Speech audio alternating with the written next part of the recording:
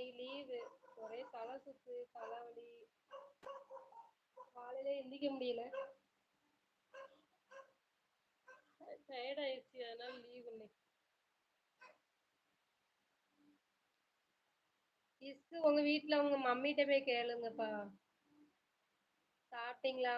சாப்பிட்டேம்மா, சாப்பிட்டேன். என்ன பண்றீங்க? இதோ உட்காந்து மொக்கையா ஒரு லைவ் போட்டுட்டு இருக்கேன். நான் போடுற லைவே மொக்கையா இருக்கு. என்னையும் வந்து மொக்கையா பண்ணிட்டு இருக்காங்க. சிரிக்க கூடாதான், இப்படி உட்காந்துருக்கணுமா? யாராவது கேள்வி கேட்டாலும் பயன் சொல்லக்கூடாதான். எதுக்கு லைவ் நடத்தணும்னே எனக்கு தெரியல. சைலண்ட் லைவ் போடணுமா?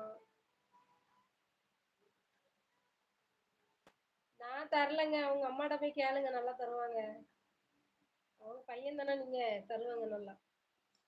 நான் எவ்வளவு நீ டீசெண்டா பேசிட்டு இருந்தேன், நீ தேவையில்லாத பேசிட்டு இருக்க.